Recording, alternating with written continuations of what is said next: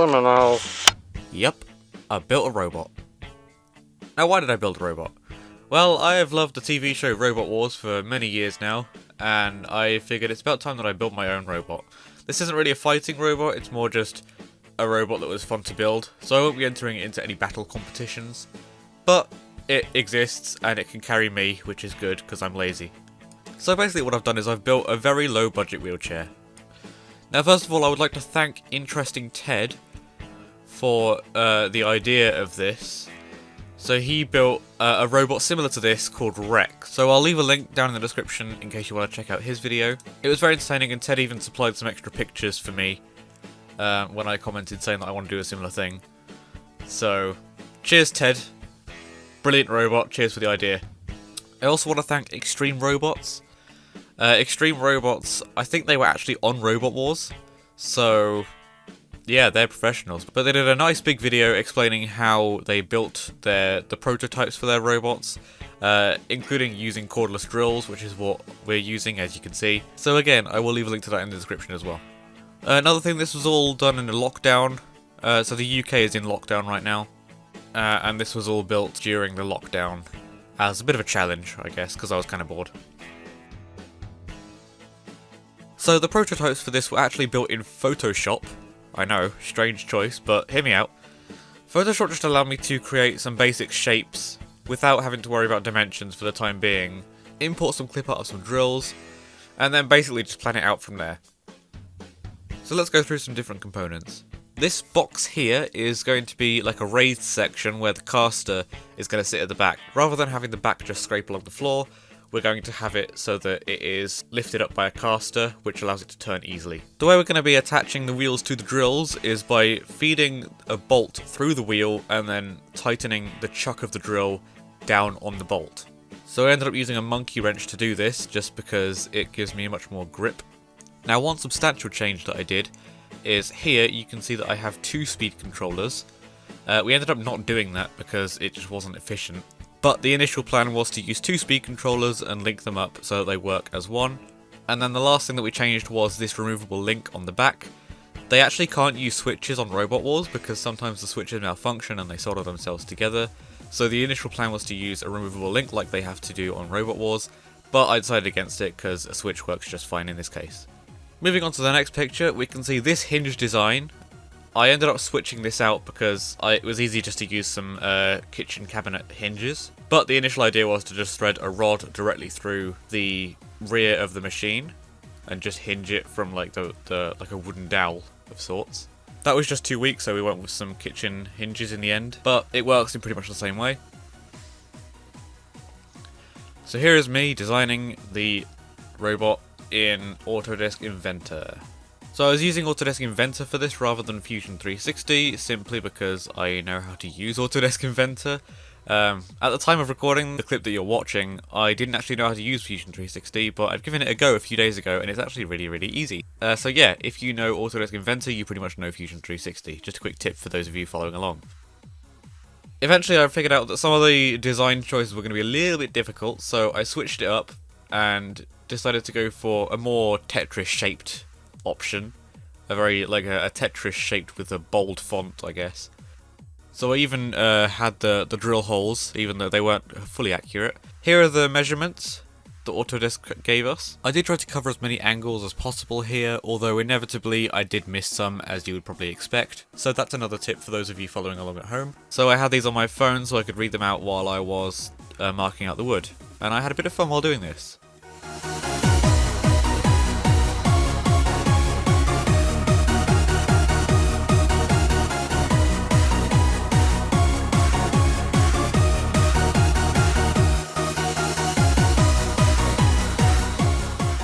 I was actually just using some shelving for this. I recently changed my room up to accommodate a HTC Vive, so I had some spare shelving that I'd removed.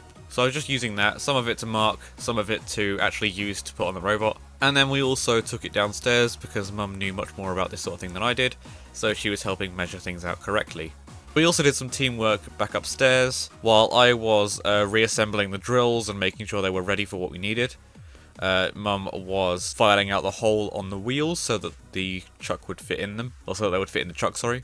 Hey, ever wondered what the inside of a drill looks like? This is what it looks like. I was going to basically be removing the entire trigger assembly, because I really don't need that anymore. The wires from the motor are going to be going to the speed controller now, as will the wires from the batteries.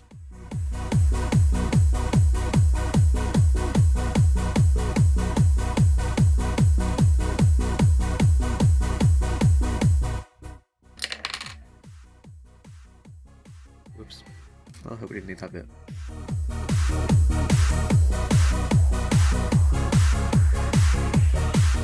The stress was really getting to me, can you tell? Here is me using a jigsaw for the first time. Luckily, Mum used to do a lot of woodworking, so she had all the tools that we needed. This took several days, this woodworky bit, because it was quite hot in the UK while we're doing this, and if you know the UK, we are wimps. One of the downsides of working with the GoPro is the fact that it makes everybody look really fat. Or maybe I just am. Either way, I don't like it. Okay, progress update. We're getting there. So today, something magical arrived. This is the speed controller that we're going to be using. It's the Sabertooth 2X25, and it is completely ideal for what we want to do. So it has battery input, which is exactly what we need. So we can hook that up to. I'm basically going to wire the drill batteries in parallel, so that we get the same voltage but double the ampere hours. So I think it's about 3 amps now we're going to be running, and 18 volts still. So that's going to go into there. We've got the 2 motors, so we've got the 2 wires each, obviously, and then there's another one here. So that's going to be fed through into there, onto each thing. We've got the signal input as well, and then I'm pretty sure that also powers the receiver, which is right here. So all is good in that regard. The only thing that I'm not too happy with is this horrendous job that I've done here. You can see my soldering was terrible, and I can't use any heat shrink tubing. So I've just decided to use hot glue. Oh, same on here as well. This is like the motor bit. It's not ideal, but it'll work. I remember some people saying that there was a bit of a problem that they were having of it not powering the receiver, which is something we need. So hopefully it's going to work quite well. Otherwise, I don't know what we're going to do. I need to go and get some wires for the signal and basically the receiver, and that's going to go into the receiver, which I showed you. Then it's just a matter of fitting all the components inside the box itself that we've built. It's all downstairs. I've just got to tape over it basically, just because I don't want to paint, frankly. So yeah, but there's the update. One of my, I think probably my second least favourite part of the whole project was the soldering. I was making this a bit more difficult for myself because I was using a very small soldering tip for quite large wires, so lesson learned, don't do that again. Regardless, I bought this 𝐜𝐡𝐚𝐩𝐭𝐚𝐦𝐩𝐬 thing, and this helped quite a lot. It has a magnifying glass, it's got an LED light, and it's got some little clippy things that hold the wires in place. I was working from this diagram. These yellow bits here, these are what's known as XT60 connectors. They're commonly used with batteries, just so that you can easily clip them into other wires. And XT60, like the name implies, they can hold 60 amps continuously, which is unneeded because we're not going to be using anything near 60 amps, but it's still nice to have. These wires going to the receiver, we have orange, red and brown. So orange is the signal, obviously being fed into the ESC. Red is plus 5 volts. The ESC has what's known as a battery eliminator circuit, or a BEC. And essentially that just means that the power that goes into the speed controller, the ESC shares that power with the receiver so that the receiver doesn't need an extra battery. And then we also have brown, which is ground, which is simply there to complete the circuit, as it won't run if it's not a loop. Alright, having wired all of that up, it's time to give it a bit of a test. So, ooh, that's a bad view, isn't it? Let's get that censored up. Nobody wants to see that. So, actually, I'm not even monetized. Get that uncensored. Screw it, YouTube, have an arse. So So I have all the drills, the wheels are nicely sat in the chucks, and as you can see, it works. This was a very satisfying thing to see, because I had been working for a very long time on this.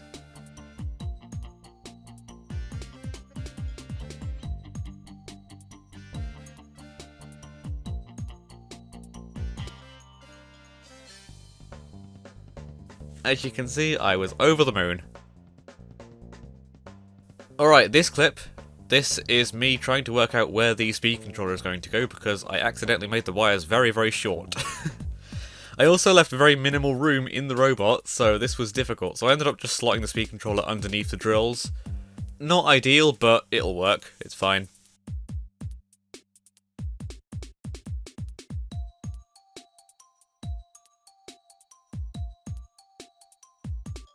And this is just me slotting all the pieces into shape. So all the pieces were cut out at this point. It's just that we had to screw it all together, but I didn't want to do that until I'd taped over everything.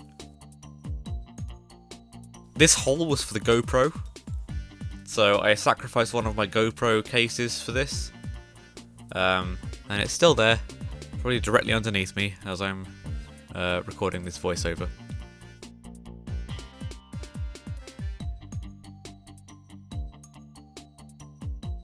But everything seemed to fit quite nicely, and as you can hear,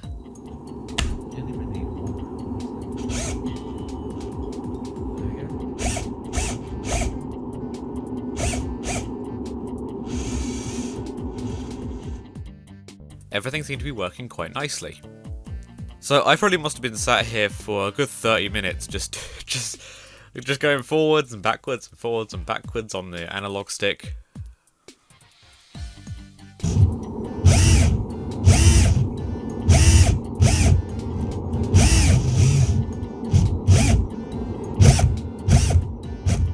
It was just satisfying to see all of this work finally. Interestingly, you can see the drills like flash every now and then. It was definitely sparking on the inside. I'm not quite sure why it did that, but oh well.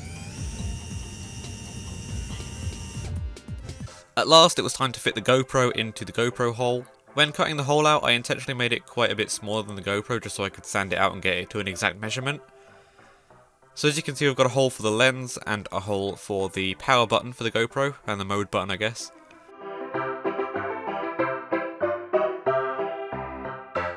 I started doing this in the living room and then quickly realised that Mum probably wouldn't approve, so I quickly shook myself off. Very appropriately. And then I took all of my gear outside, including you. Oh, the gimbal didn't know what was going on though.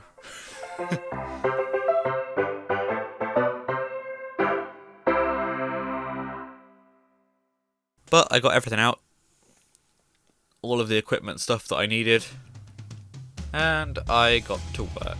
This took a very long time outside. I don't even know how long it took me, but the annoying thing is I forgot my phone, so I couldn't like listen to music or anything.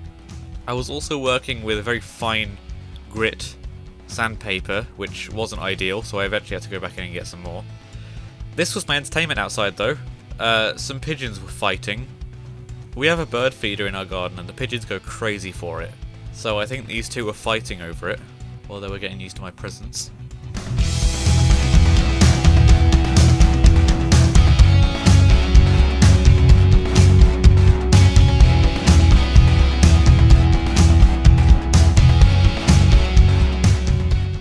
So there you go, so I went to go and get some different grit sandpaper. You can also see on the GoPro there, on the side of it, that I marked out a little hole with a razor blade where I was going to drill through so I could access the USB without having to buy the extra frame case or whatever. So this is my idea for colouring the robot, so I was just using some black duct tape that I bought online.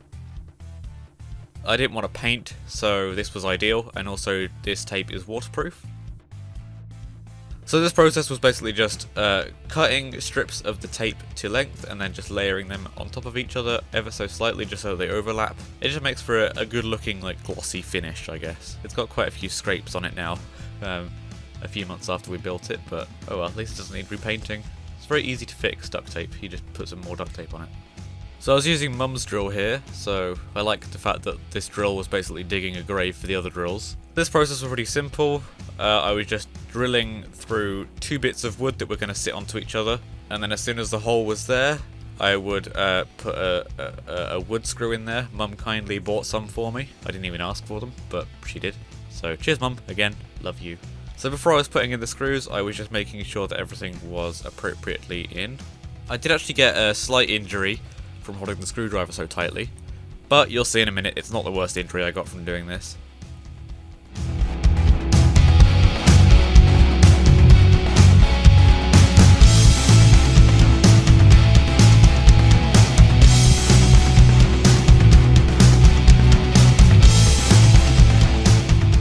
Also, interestingly, the GoPro that I was recording with decided to save one final video file with 2 frames in it, and it looked like this. I've repeated it for the funny effect. This clip was recorded by Mum, my expert camera operator. So this was me, appropriately, drilling some holes through the side just for extra support. Mum. Yeah, thank you. I also had a Robot Wars t-shirt on, so that was quite cool. A blister, man. No! Here's a slow motion clip of me removing one of the screws. Also, yes, I know it's slipping a few times. Look, it's difficult to hold a phone and drill at the same time. Alright? Leave me alone. Learning was the point of this, after all.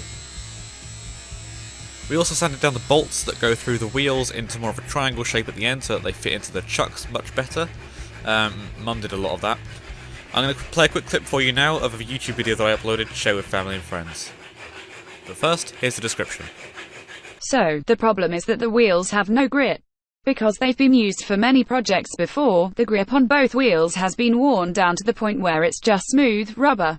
No good for a tire, I'm afraid. And because the ground clearance is so shallow, simply running over a stone will cause it to beach. But fear not, I've bought some more and will be replacing them soon.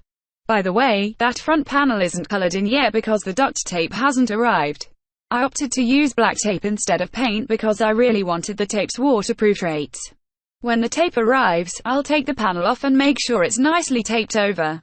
Also, the holes in the front panel are so I can glue a GoPro HERO4 case into it for crazy POV shots. Haven't put the GoPro in yet because, again, I'm waiting for the tape. Subscribe to the main channel, or the channel I'll be posting the build video on.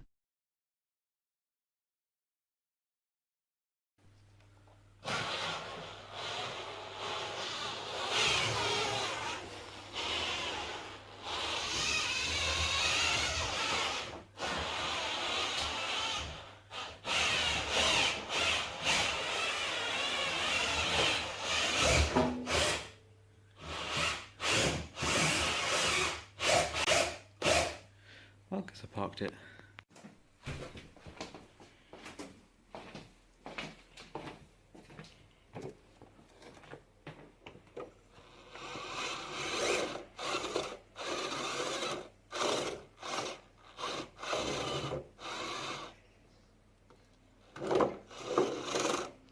It'll need to be on the pavement, on the flat. Yeah.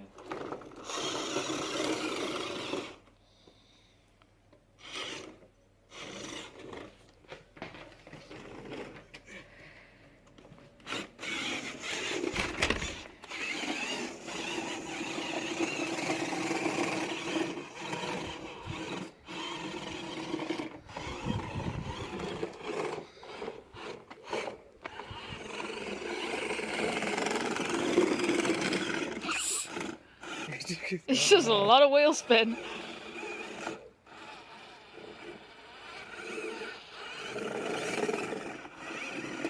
It's that right wheel, isn't it? It's just too smooth.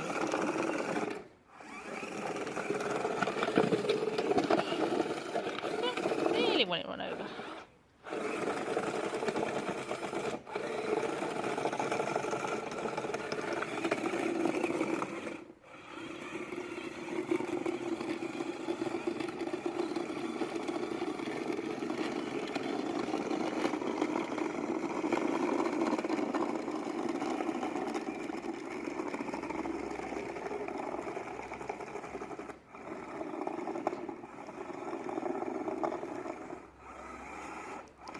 One wheel's coming out. Wheel there, yeah.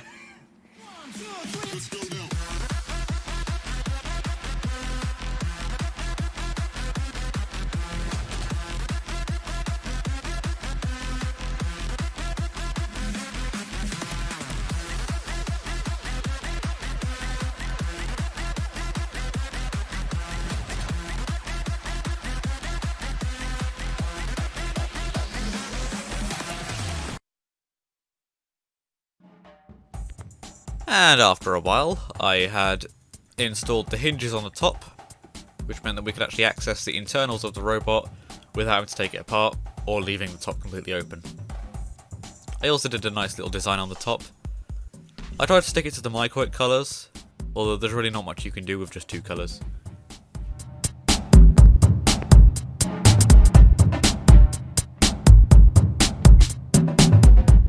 Right, quick trigger warning here. There is an injury coming up. There's no blood, it's just a bit of a bulge because it's a blister, but skip ahead 30 seconds if you don't want to see it. This is my least favourite bit of the whole project. Is that I've burnt my finger.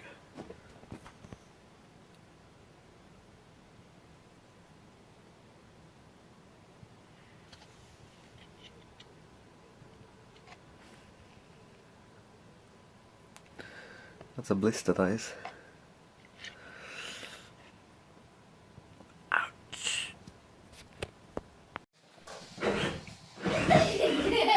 Yeah, that's it. The right stick does nothing.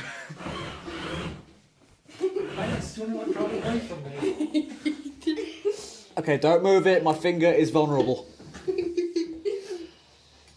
if that jacket gets caught in that, if your jacket gets caught in that. The caster on the back was stuck. Steady. See, Cameron, I told you I'd build a robot from Robot Wars.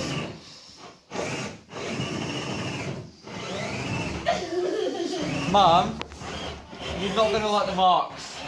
I'm not going to like the marks. Like, The ones from yesterday. they're much worse. Why don't we go outside? Should we go outside? Hello, back. Can we go outside? Yeah, we can. We can go outside with that. With that. Excuse me. Yeah. With that. Mum was very happy about these skid marks left on the floor from the robot.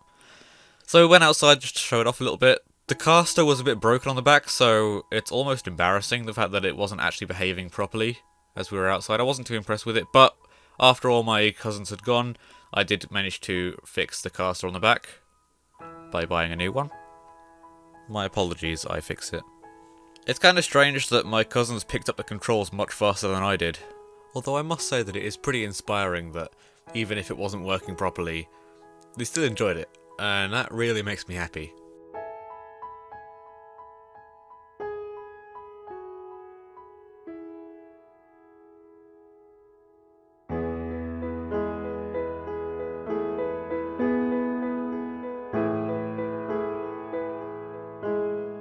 So I also went and showed off the insides because some of them were curious as to how it works. This is just taken from the CCTV from my house, so that's why there's no audio. It's also why my neighbours' houses are all blocked.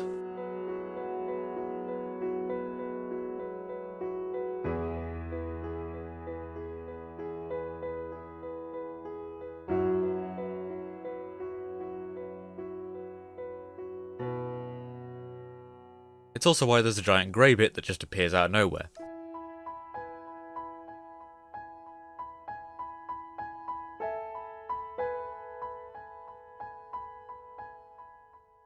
So here's me trying to just reattach one of the wheels, but I think the batteries did need charging at this point, so it was time to bring it in anyway. It was difficult to work on it with my finger being so damaged, but fortunately strong dude Cameron was here to lift the thing up, so I took his book. As you do.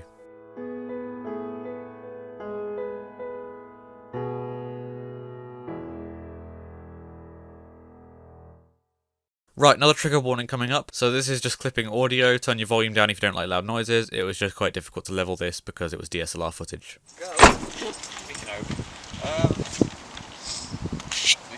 tripod as well. It does, it takes a bit of time. It's all good. It's all good.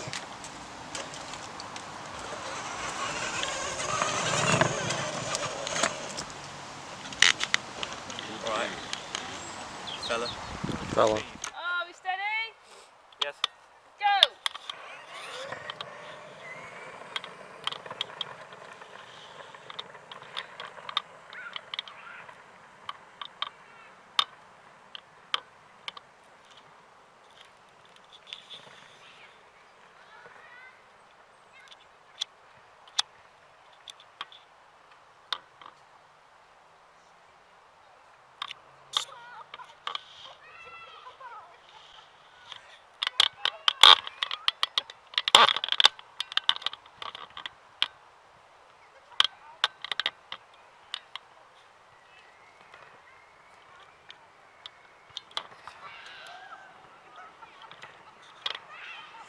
Ross is using evil tactics, look.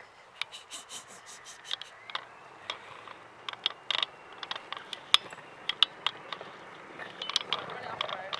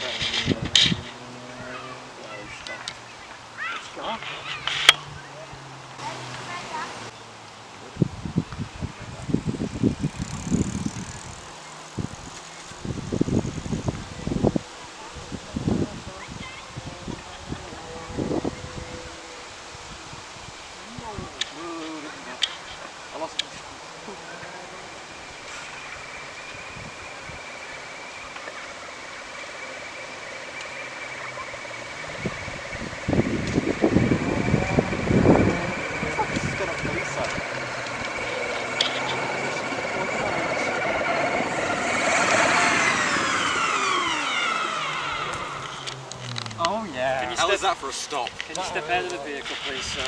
Alright, whatever you say. Alright, mate, Joe, go.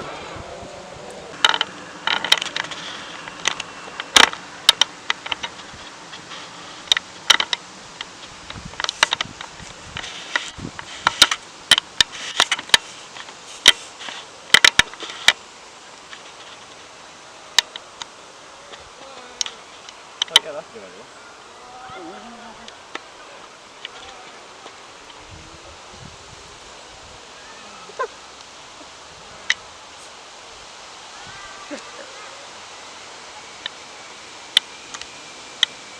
Can't be up there.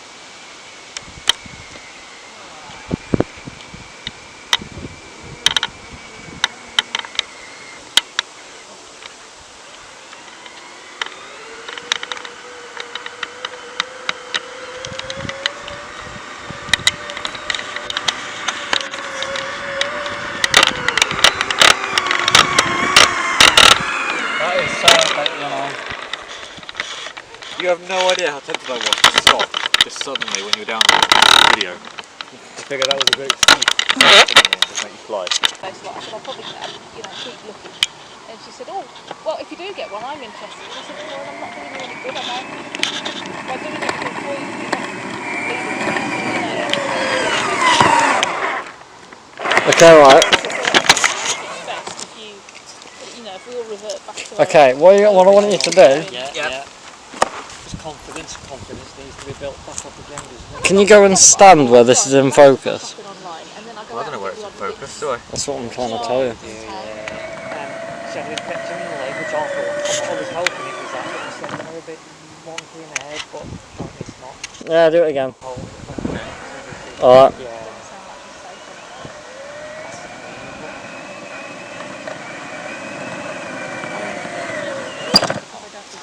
Whoops, and then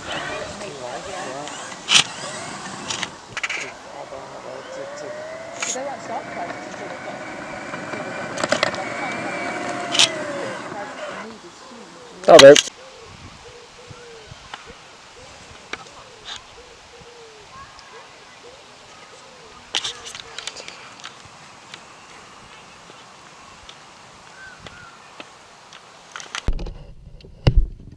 That's alright, he's welcome. He's part of the family, isn't he?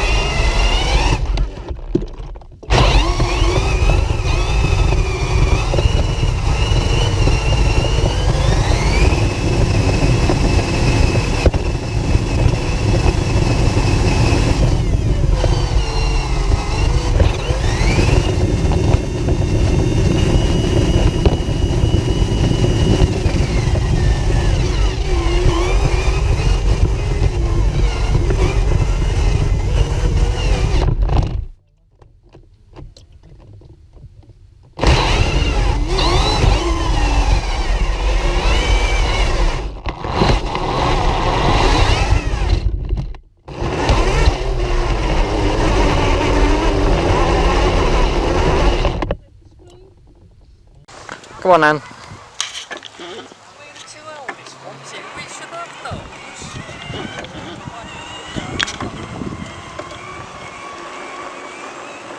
I like that one though. That one is quite good.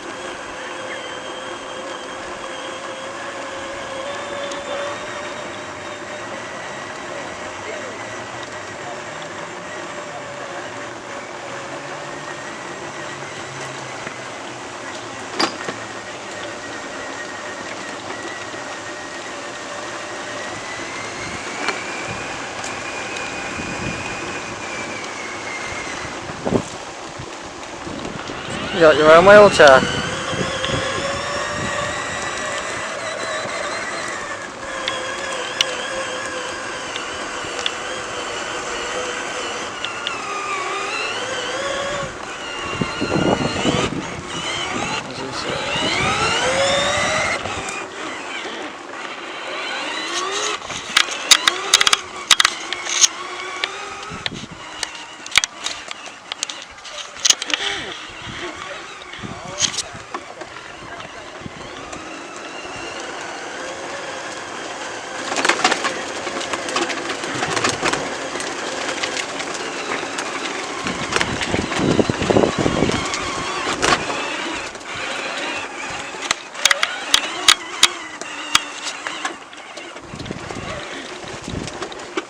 Oh.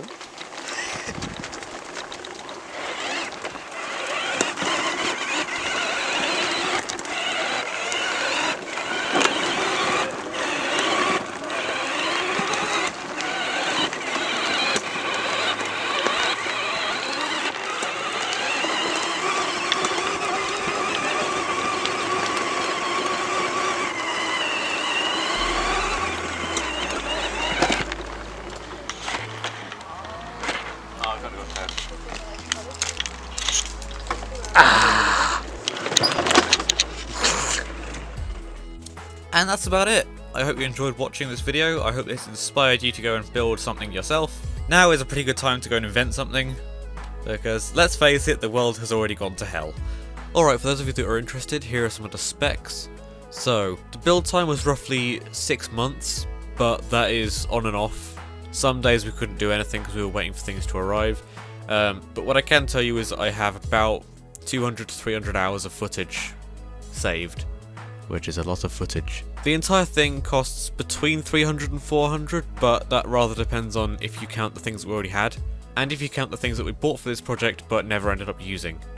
The maximum weight capacity, I'm going to estimate at about 2 teenagers, but I haven't been able to test anything further than this because I don't want to permanently break it. But it has been fun making it carry me and a couple of my friends, and pushed an electric wheelchair at the same time, which is pretty impressive. The speed we estimate to be around 5 miles an hour. We had a little race between the electric wheelchair of my brother and the robot was a little bit faster, so we're going to assume it's about 5 miles an hour, considering the fact the wheelchair is 4 miles an hour. The machine weighs 16 kilograms, which is quite a bit. I think a lot of that is just the wood that we used, because it's quite thick, because it's like shelving.